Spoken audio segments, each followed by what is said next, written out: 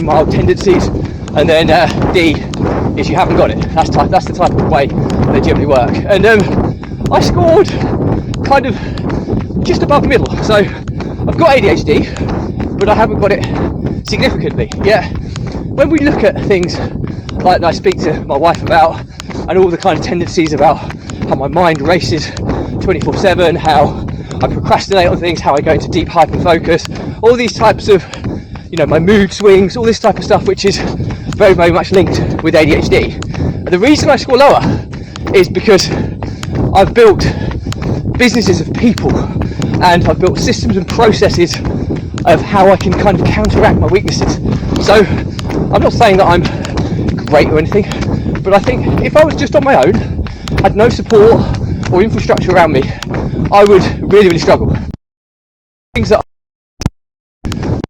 I'm assessing the way my mind works over the past, couple of months really, and one, I seem to be able to perform at a really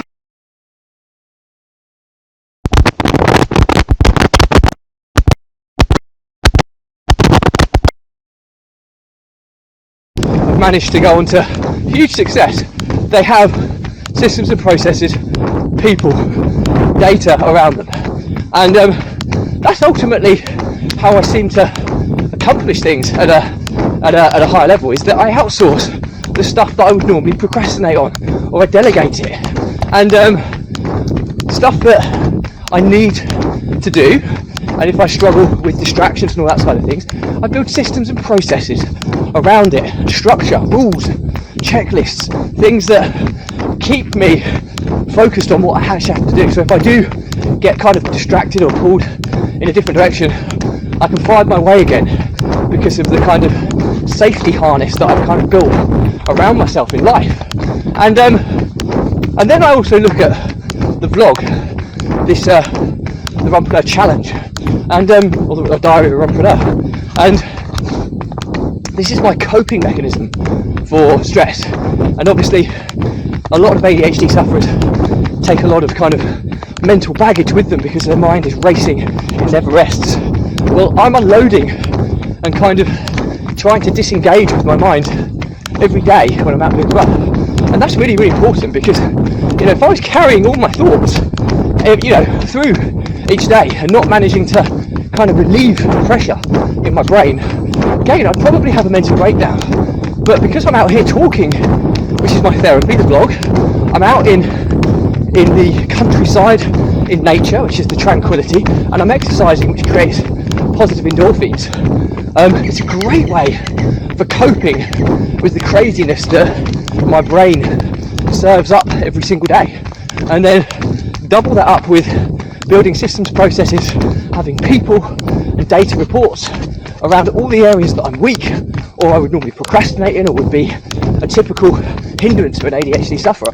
I'm counteracting those with systems, processes, people and data, and that then allows me to tap into the amazing parts of ADHD, like the problem solving ability, the ability to hyper focus on the most important things.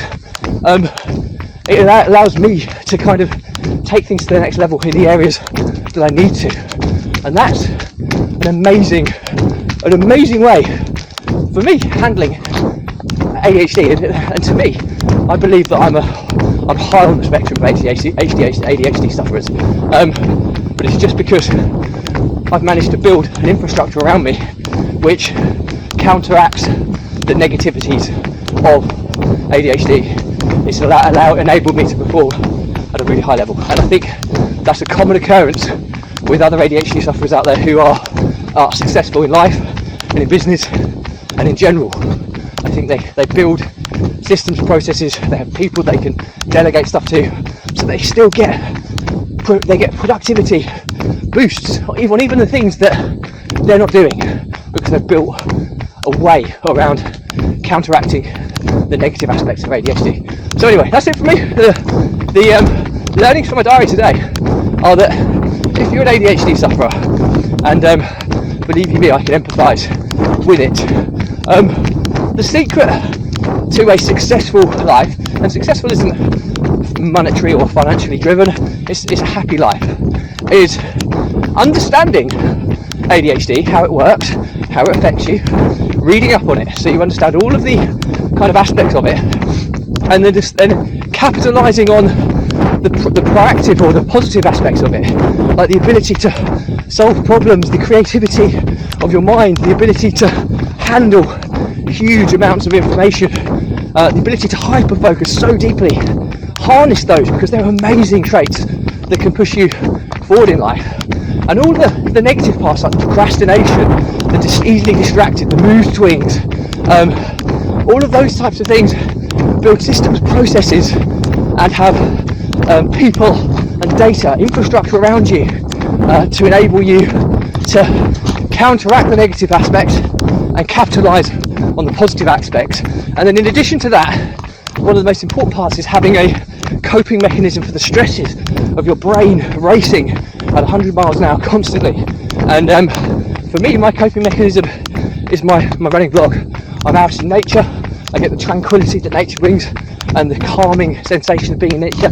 I get the exercise, which is the positive endorphins in my body, and I get the therapy from talking on my blog, which just unloads my thoughts and enables me to stay mentally strong and mentally stable. So anyway, hope that's useful. It's been an eye-opening one for me today. I finally realised how to harness the power of this gift, in my opinion, and that is ADHD. And it can be for you if you are diagnosed with it, if you build an infrastructure around you which counteracts the negative aspects. Hope that's useful. Any questions or comments, drop me a line. Do please remember that if you believe in my mission of saving the lives of children by attempting the ultimate ultra-marathon of run blogging on consecutive days, the distance of a lap of the world, barefoot style. Do give us a subscribe, share, like and comment. The more people we get in front of, more money we raise, more children's lives we save, which is why I do this every single day. Thank you as always. Stay positive, stay happy. I'll see you again tomorrow.